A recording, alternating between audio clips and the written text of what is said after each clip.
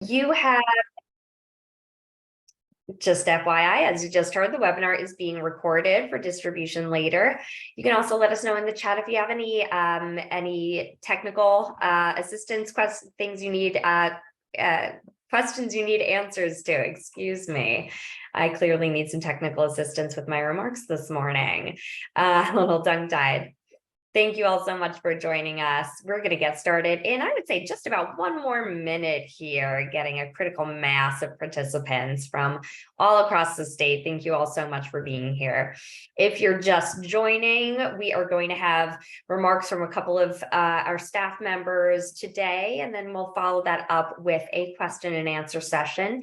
You can use the Q&A function down at the bottom middle of your screen to submit questions. We will try and get to as many of those as we can.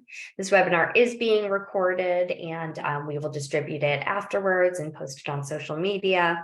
And if you need any technical assistance with Zoom, feel free to put that in the chat as well, and we'll try our best to help you out. All right, we're going to get started. So welcome everyone again. Thank you so much for joining us here today.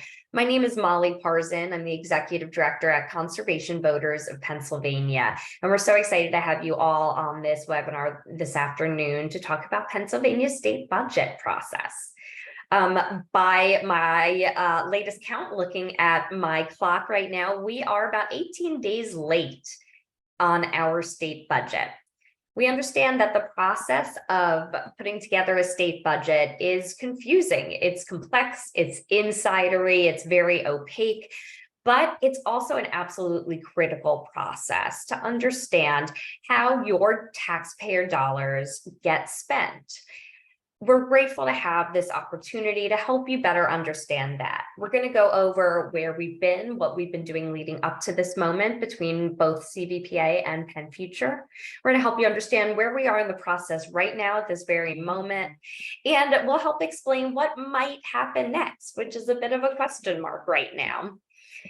Our government affairs and lobbying teams at both organizations, who you'll hear from shortly, have been in the Capitol in Harrisburg nonstop these last few months, working to ensure that how our state spends your taxpayer dollars is a reflection of our shared environmental values.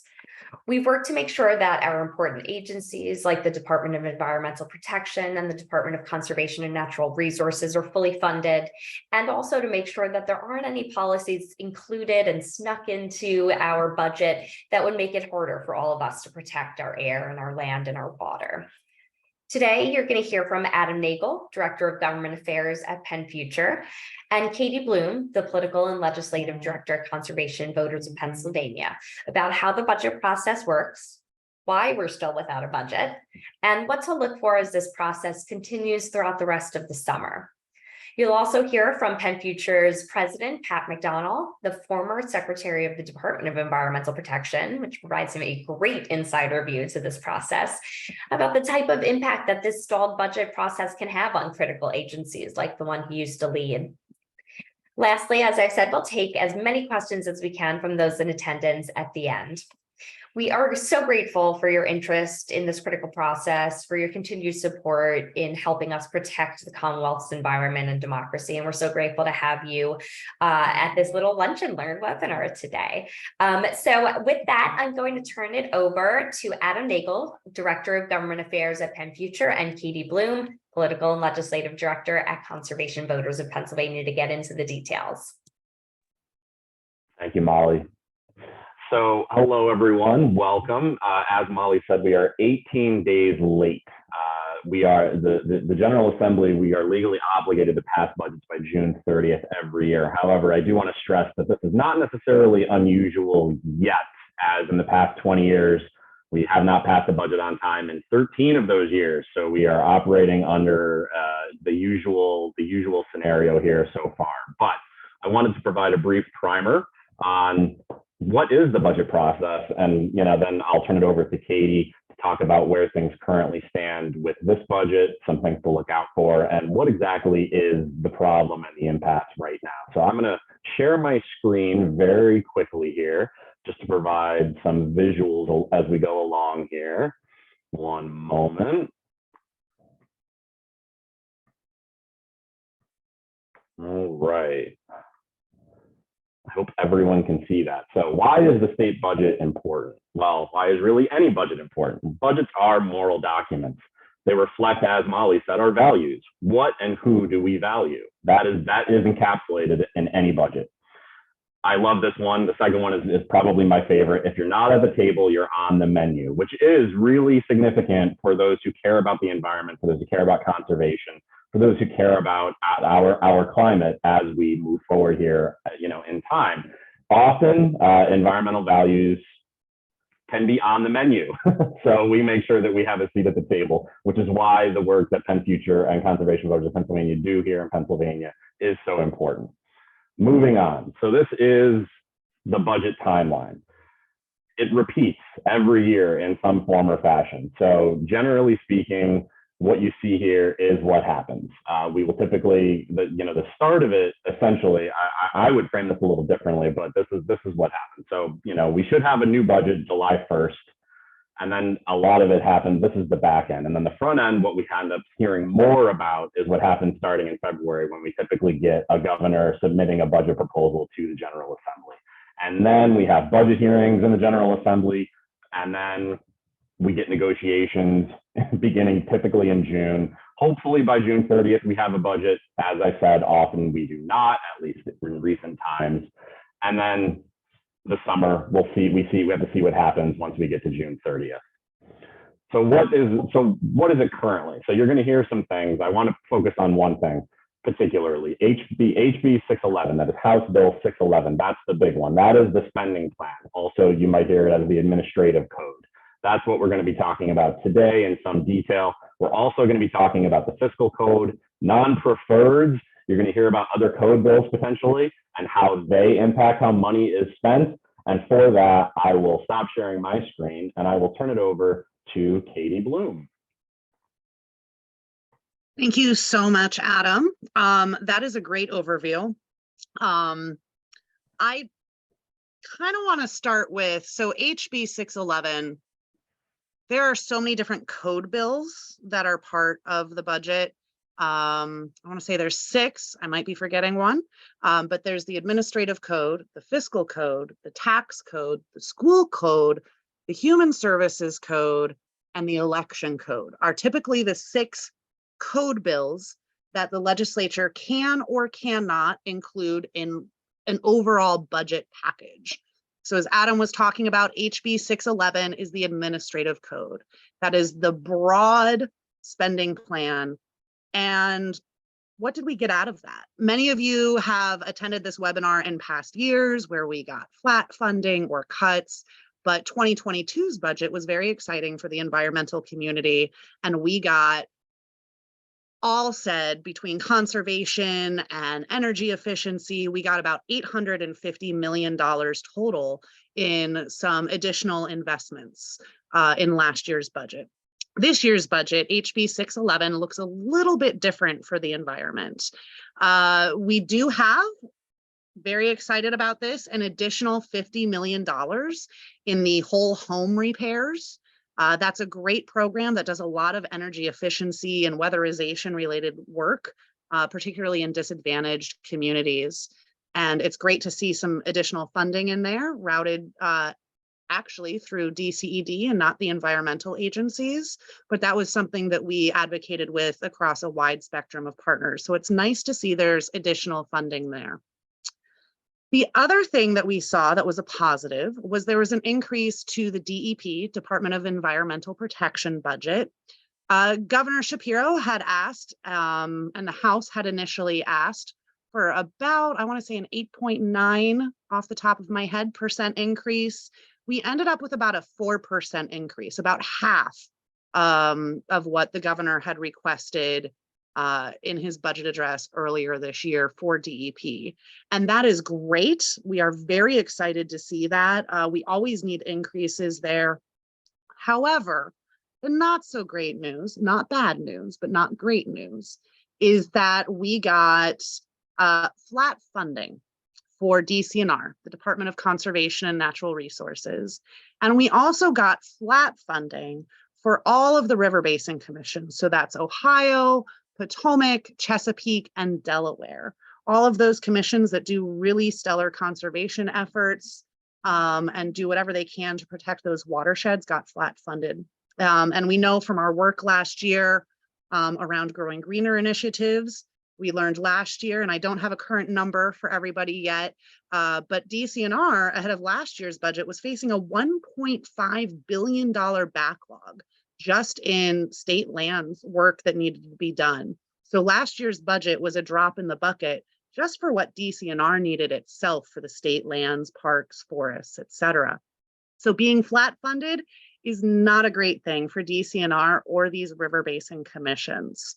And I do want to point out that when we flat fund something from year to year, we are looking at increased costs across the board. And when you think about staff who needs cost of living increases, when you think about electricity rates going up for any satellite offices across the state, or when you're thinking about the cost of office supplies. I actually looked that up for all of you. They have increased just over 8% last year to this year.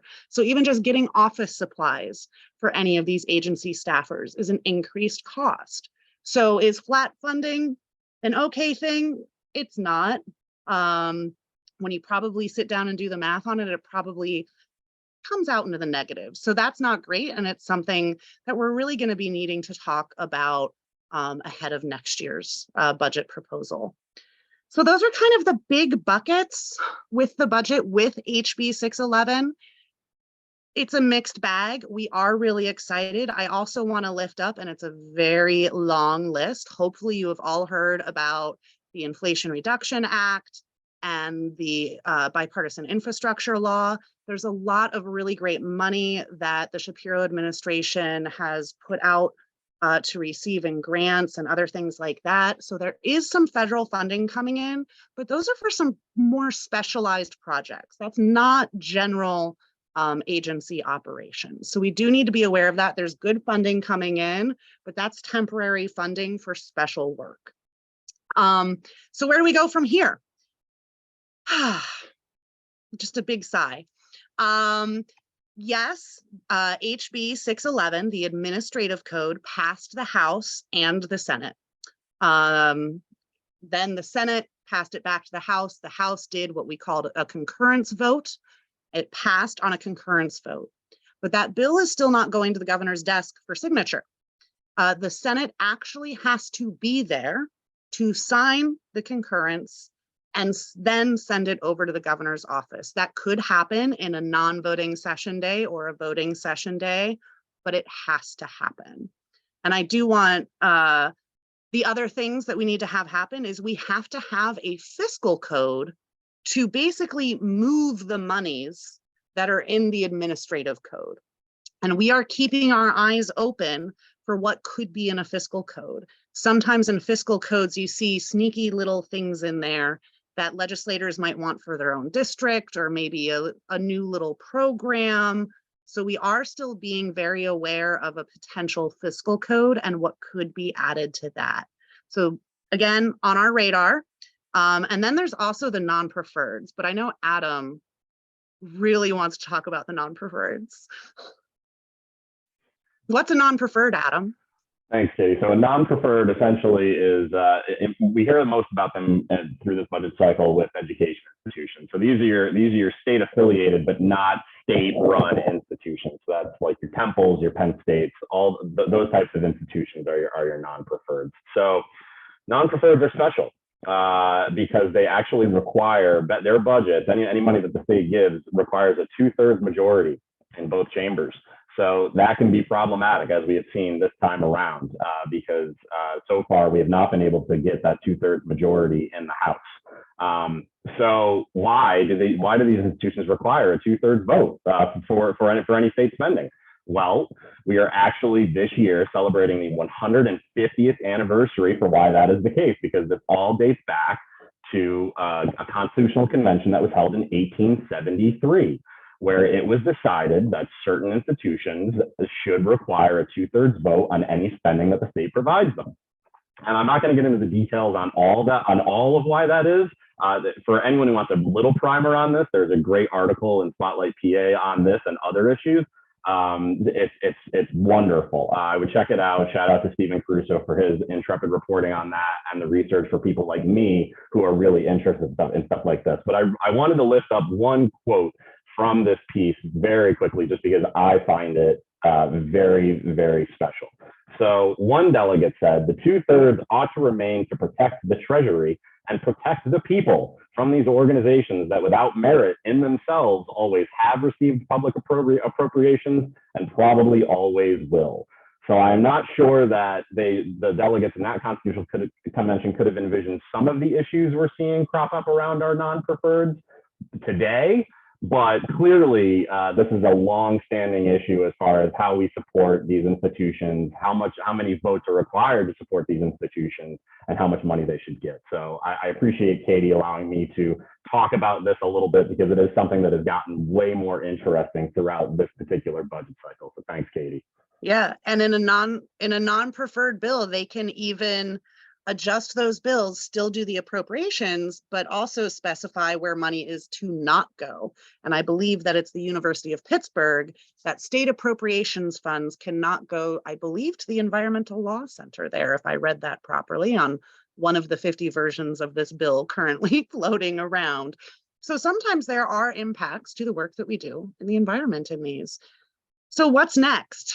The Senate needs to come back into some sort of session to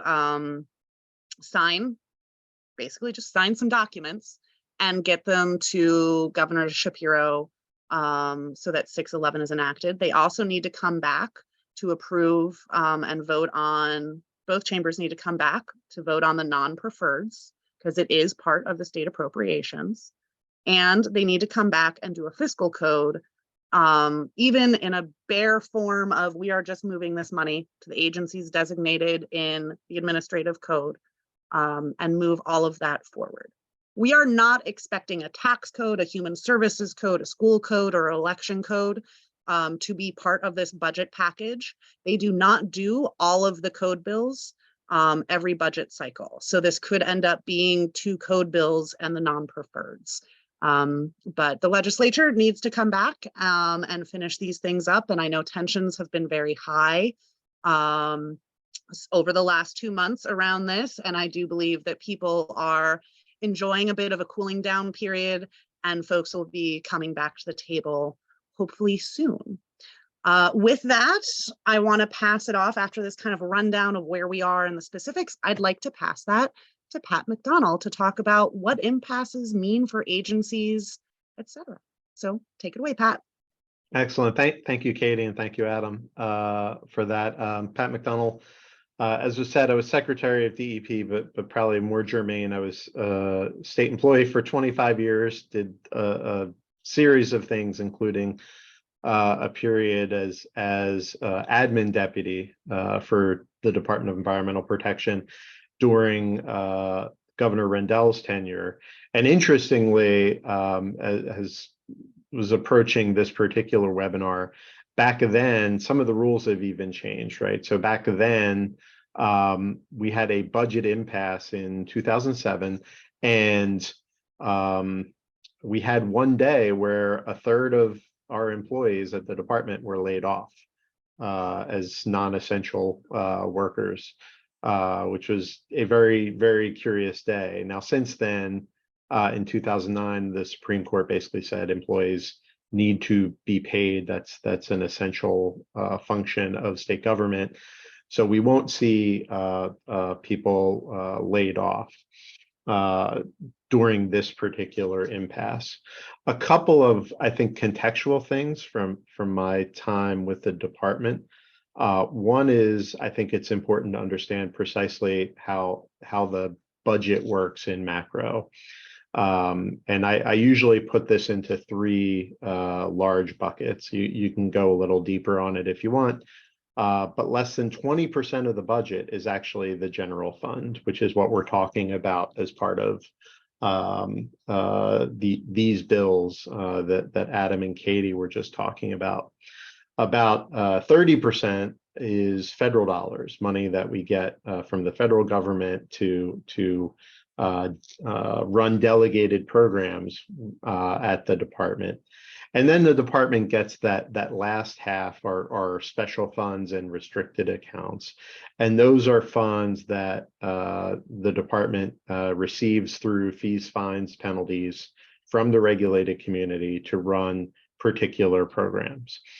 And the importance of that distinction is it is that 20% that really is very, very directly impacted under an impasse.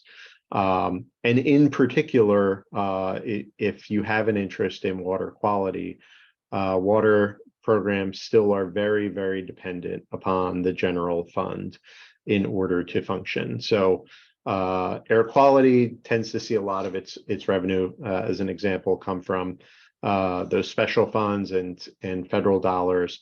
But in the water area, there's a lot of money that comes from the general fund. So it's a disproportionate impact there, as well as in areas like underground mining and some of the mining programs. So if employees aren't being kind of directly impacted by the impasse, what is?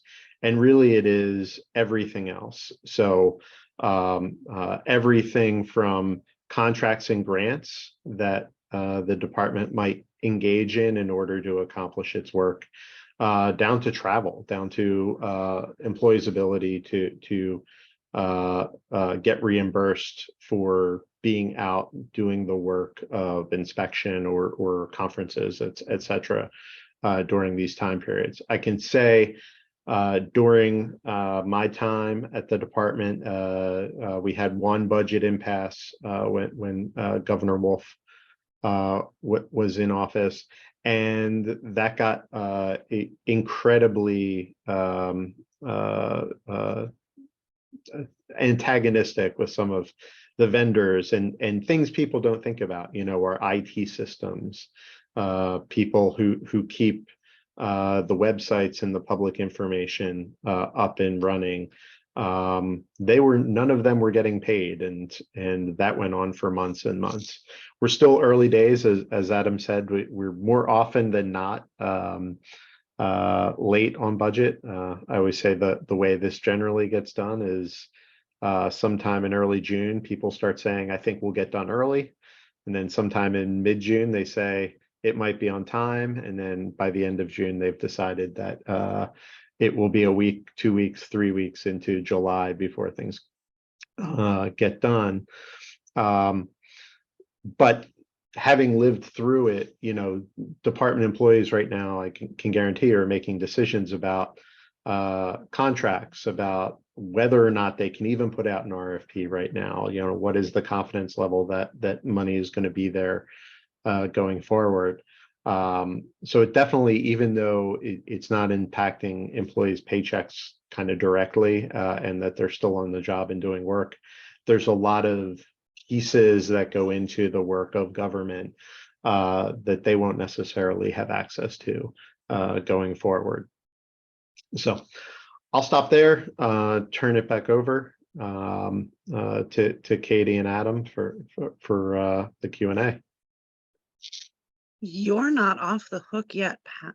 So you're going to get some questions. Oh, I did want to, Katie, one thing I did want to amplify something you had said, which is, in particular, the river commissions not being funded or being funded, flat funded, quote unquote.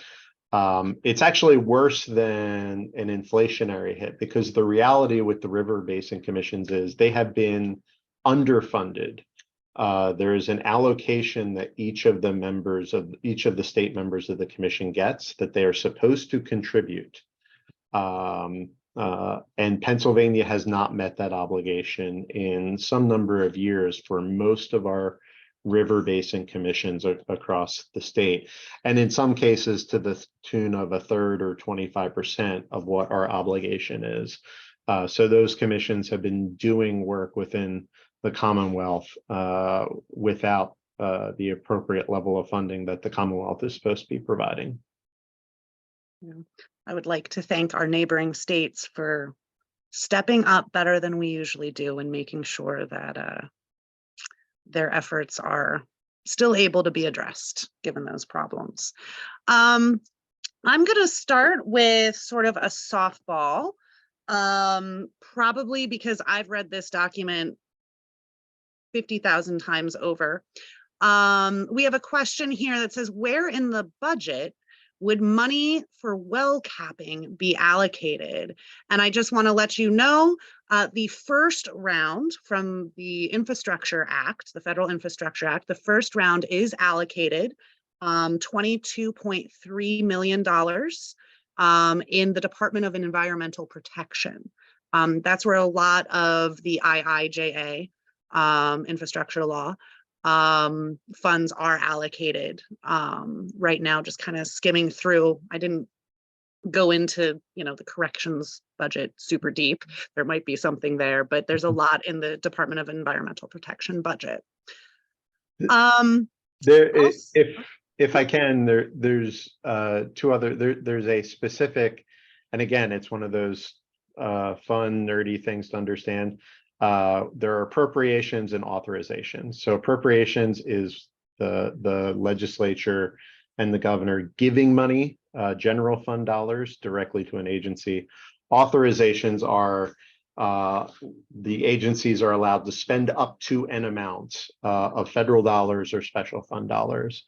So under IIJA, there is a $105 million well plugging, orphan well plugging authorization. That does not necessarily mean, as I said, it'll actually be 105 million. It'll depend on the monies that are available. And then there is a special fund within the department that is the well plugging fund. That is the money that the agency uses to operate the oil and gas well program. But monies can be used out of that in order to do well plugging, well capping of abandoned wells as well. Thank you. This is why we have you on. Adam, real quick, what does the actual budget process look like? How did you spend your days? How did I spend my days? Well, yeah. So for those who are not aware, I prior to my time at PennFuture, I did spend some time working in the Pennsylvania State Senate. So from budget address through end of June, middle of July, end of July, you're talking hearings, so a lot of hearings to attend, and then also within the budget process that there are negotiations and wrangling happening around particular pieces of legislation that might be part of a code bill, or might be something that they're trying to build momentum towards the fall, some sort of grand bargain that might be included somewhere along the line. So it really depends on what your individual member is working on. But from an overall perspective, it's a lot of hearings starting around in March typically, and then those late night sessions starting in June, when everybody's there pretty much every day, especially those last 2 weeks, trying to get us to a place where we might have a budget on time or shortly after June 30th. Yeah, and we have another question, and this might be, I think all three of us might have some perspective on this one. How inclusive is the process? How are people brought to the table? How can we better include everyone and their concerns in the process? So whether it's an agency at a budget, I don't know if Pat, you want to talk about agencies and budget hearings to kick us off? I'll admit I had a little PTSD when Adam mentioned hearings. To be blunt, I think that my sense of it is always that, particularly as you get further and further into budget process, the circle kind of tightens. There are those budget hearings. There's discussion between governor's budget office and governor's policy office and the agencies about budget priorities, what agency needs might be. That all goes ultimately into what goes into the governor's budget, which is then what the agencies are all defending. But as you get into June and you're past the hearings, you're past kind of that budget formulation, it really does become House and Senate leadership, governor's office, the appropriations chairs in rooms talking about what can be agreed to, what the issues are, what, and really negotiating. So, in terms the inclusive nature of it happens early. That kind of sets the overall agenda for what the budget might look like. And then that detail piece at the end in terms of what issues are actually going to be ultimately addressed and how that gets negotiated out becomes a smaller and smaller circle kind of as it moves. Yeah, I'll say the same from my experience in the General Assembly too. It really does, to hammer home Pat's point, come down to, majority leader, majority appropriations chair in both chambers, maybe the minority chair and minority leader and minority chair of appropriations, depending on the situation. But even from a General Assembly perspective, rank and file members do not necessarily get all of the information as up to date as it possibly could be, depending on what the communications are at that time. So the inclusivity there becomes more and more narrow as time goes on, depending on what the real pressing issues are with that particular budget. Yeah.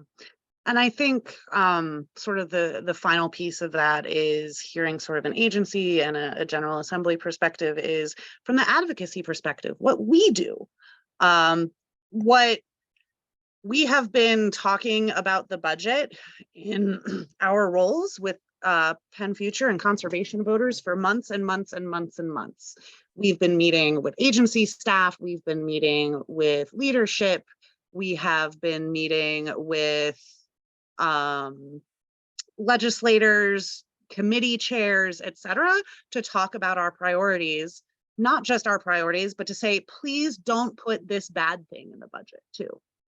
So both a proactive and defensive tact as we have been lobbying for a budget. And I'm glad to say there's nothing overly terrible in this budget.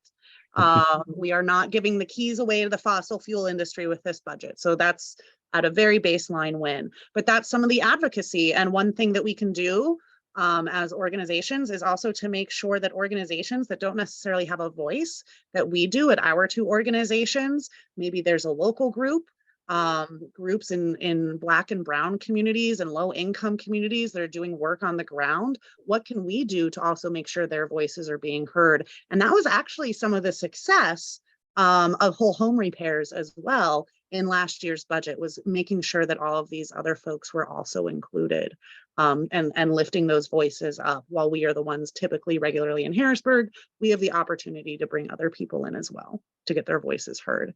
But it does, as Adam and Pat mentioned, you get closer to the deadline and the circle of people doing the final negotiations gets smaller and smaller and smaller. Also, there's a couple questions that we've received from some people. We have, I kind of want to put some things together. There's kind of more of a statement and some questions around the elephant in the room that we are not gonna spend 30 minutes on. This is a little bit of a statement. While it's not an environmental issue in the budget, mentioning the elephant in the room about the fight over vouchers and money to private schools that's holding things up. And yes, there were other folks that seconded this question, and that is a pretty big roadblock. I think we've all seen the news. I think we have seen how it played out in the last couple weeks of June. And the earlier part of this month is a roadblock. It's not an environmental issue. It is 100% something that we are paying attention to, that we are speaking to other partners about in the advocacy space, because we work with people in other areas as well. So it's important to, hear what folks are saying on that. Will it affect environmental issues, et cetera? We think of other legislation that we've been working on with some other advocacy partners. Does it affect that? So it's definitely on our radar. We are definitely paying attention to it. But for the purpose of this webinar, we're not going to dive into that. There's a good number of articles that are available on Google to dive into the voucher fight, but we are not education experts. So we're sticking to the environment here. But yes, it's a roadblock. Another question, Adam, Pat, what are the implications of the budget spending allocation and impacts on fracking in Pennsylvania? What could happen? Sure. So if there's good news there, it's that falls primarily into the special fund federal dollar kind of conversation in terms of most of the work, not all, but most of the work. There are water program implications for that. So those are programs that should continue to have the resources that they currently have. I'd say the biggest challenge, frankly, and this goes back to some of my time there in seeing how that funding worked year over year, is it's funded based on the number of permits that come in. There's a calculation that is done to come up with the reg that says, here's what the permit fee needs to be, and it is only a permit fee is the primary way of funding those programs.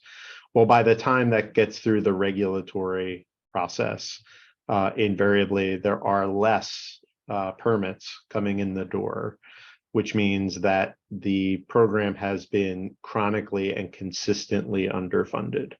So the reliance on that permit fee, which is what is written into the law, has been a major Achilles heel for having adequate staffing within the program.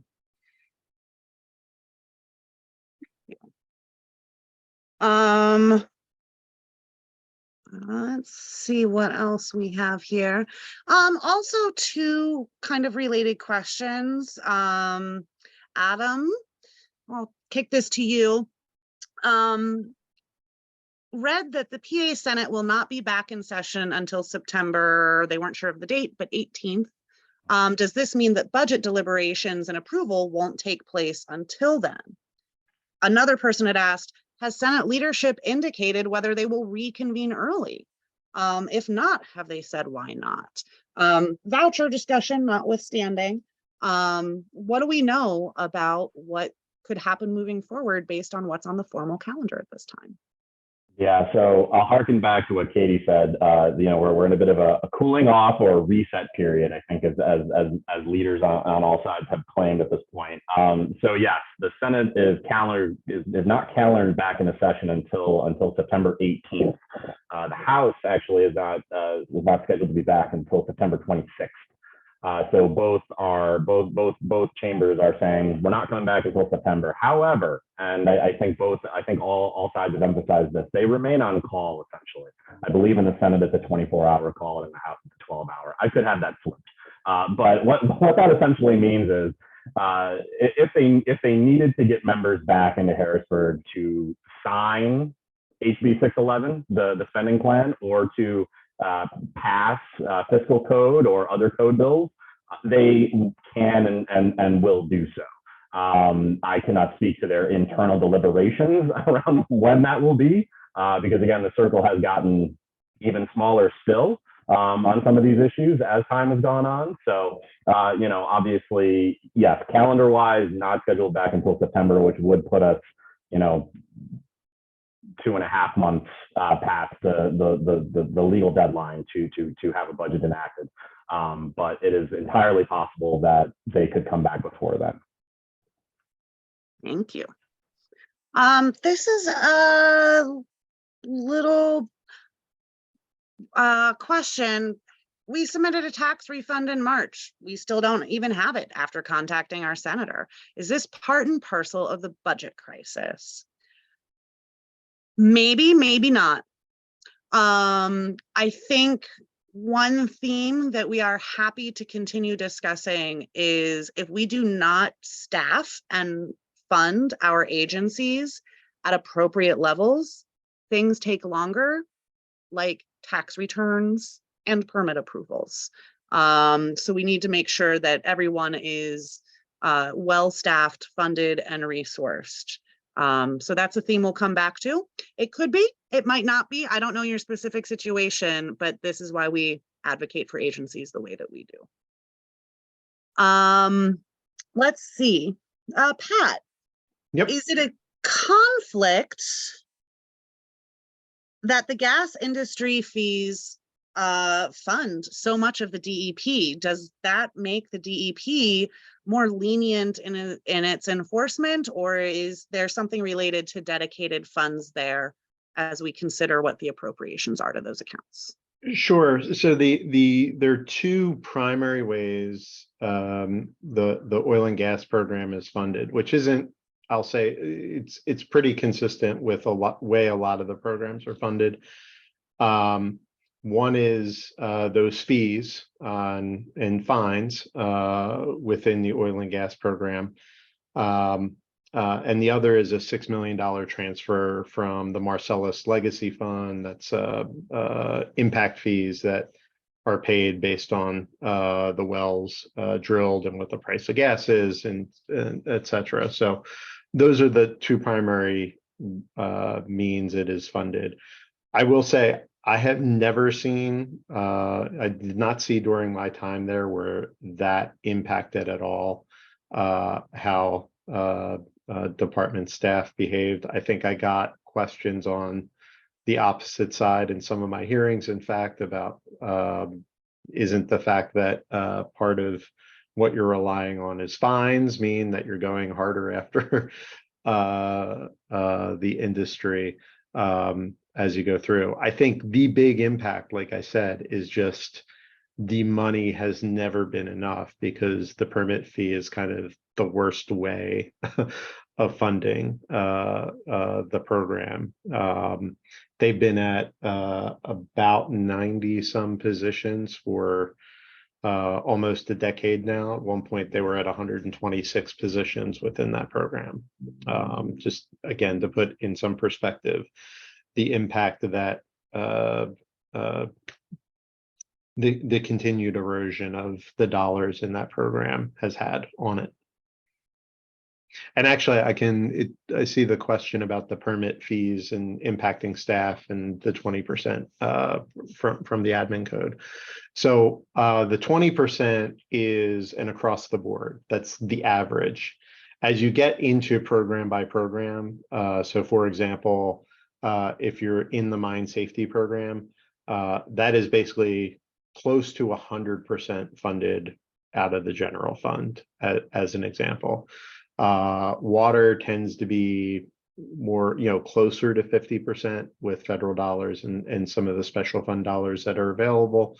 On the oil and gas program, it is entirely those fees, fines and penalties, as well as that transfer from the impact fund. So unless you can figure out some way to have more dollars coming from permits, there really is no way to change the amount of complement that you have within that program. And as I said, by the time we updated the fees twice, and by the time it was enacted, we were already in a deficit again, because we relied on a permit number that ended up being wrong. Adam, I think we could answer this. Do we have funding to hit the edges that might not be funding? Do we have a backup savings account? Do we have funds available for what's possibly not going to be funded? How do we handle that? How did you handle that at DEP?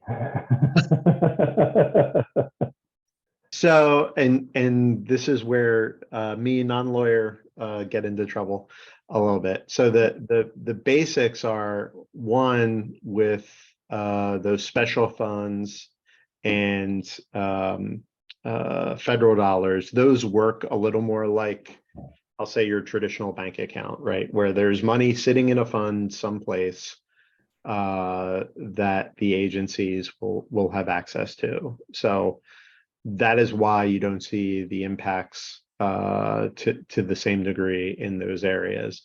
On the general fund side, I think because, and this is where, please ask the lawyer at some point, I think because the Supreme Court said that is something that has to be funded, that requires both the treasurer and the executive branch to issue those checks. So that money comes from there.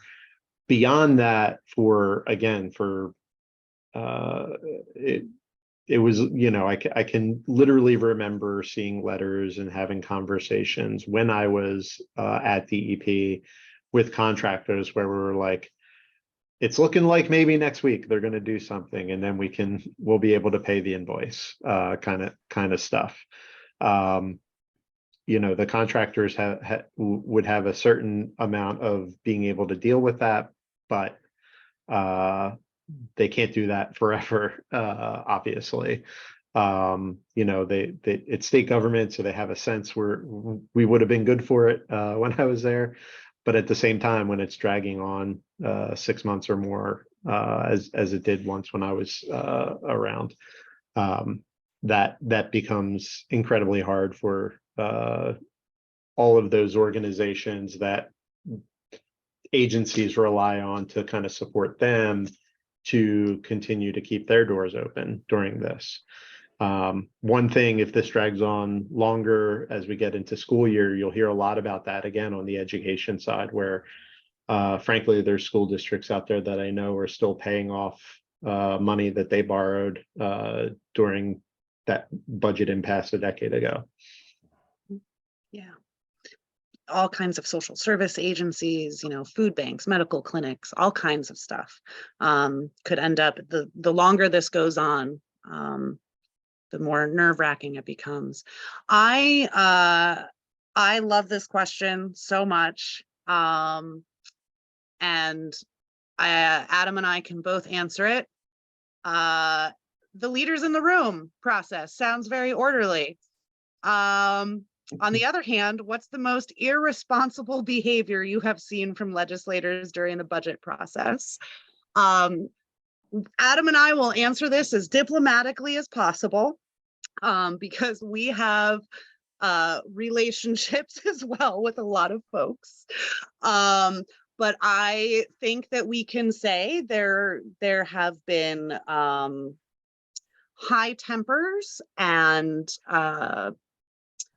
extremely enunciated and loud words from time to time, also known as yelling, that you can occasionally hear. I think most people have been pretty respectful of the process. I think we have over 50 new legislators in the General Assembly, and I think they're getting a heck of an education, whether they like it or not.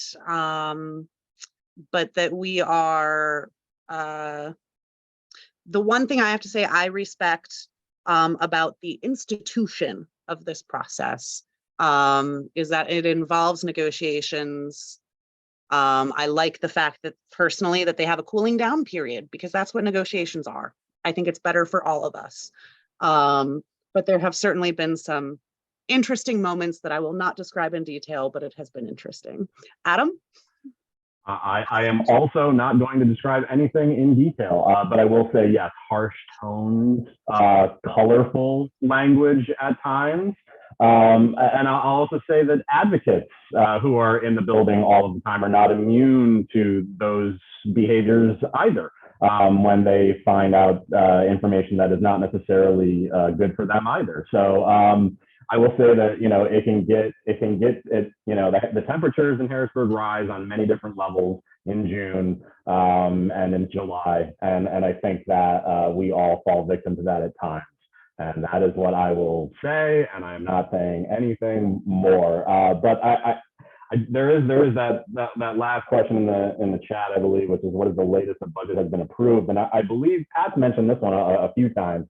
I believe the one from 2015 under then Governor Wolf is the at least modern record for the latest the budget has been approved, which was from budget address to final passage, it was, I believe, more than a year from that time frame. So they were already negotiating the next fiscal budget by the time the previous one was passed. So yeah, I believe that is still the modern day record, over the past 20, 30, 40, 50 years, but don't quote me on that. Well, and to the latest comment in the chat, making you very curious, I, for one, have never used harsh language in the Capitol when hearing something I didn't like. I, of course, have never said anything like that. None of us are immune.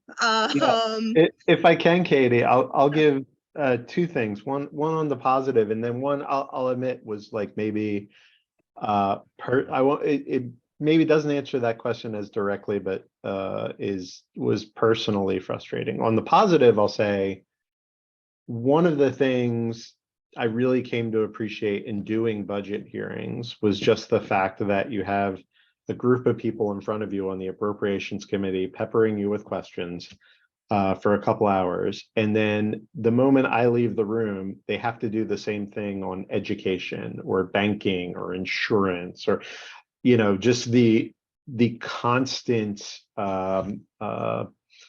need to be kind of shifting the brain into all of these different topic areas and be somewhat expert on it was impressive.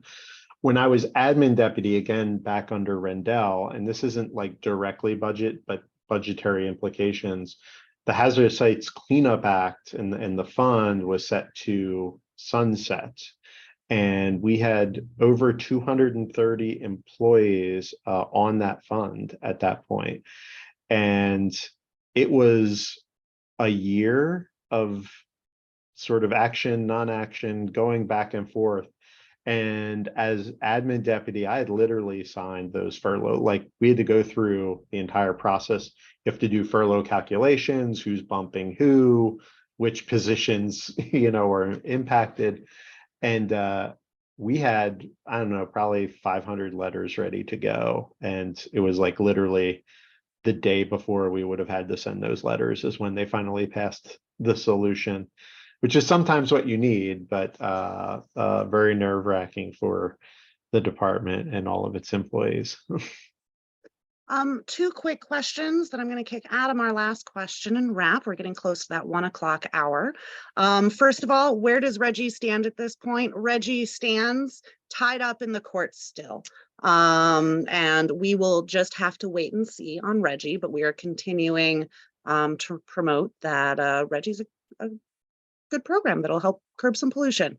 The other quick question is, what about the rainy day fund? The rainy day fund is really set up so that in periods of economic downturn, especially social services can maintain their funding.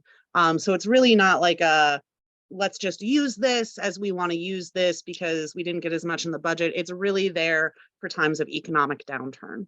So that's really what the rainy day fund's for. So those are the two quick questions. But lastly, I'm going to end with a question to Adam. Are there places that we can follow along with this process as everyday residents with how these pieces are moving through the legislature? Well, absolutely. Two great places to start are PennFuture and Conservation Voter social media and websites. I'm sure we can throw links to those in the chat. I would start there. But yeah, I would say follow along. I'll shout out Spotlight PA again, and they're reporting on this. So if you want to follow along with Spotlight PA on social or via the web, go for it. I'll say follow along with your legislators. And they are talking about this, whether they want to or not. So I think starting there and getting involved, at least from a following standpoint, is important. And, I will leave it there for now. Mm-hmm. Absolutely. Thank you, Adam. And thank you, Pat. Also, Molly, who kicked us off, and all of our support today. And thank you to all of you who attended. We're going to drop a couple links in the chat, whether to follow along with us and our email alerts as we send them out, whether you want to sign up to volunteer. We do want to drop some links in the chat to all of the participants, reminding our tech person that I think those links were dropped to the hosts, not the participants. But please go ahead, sign up stay abreast of everything, and we hope for a quick resolution. We hope they come back early. We're going to stay in touch with folks in Harrisburg, pop down to Harrisburg, and see what we can do to keep this going. So thank you again, Molly, Pat, and Adam. Really appreciate your time, and thank you all for joining us on this budget Where Are We Now kind of webinar. So thank you all. Thanks, everybody. Thank you, everyone.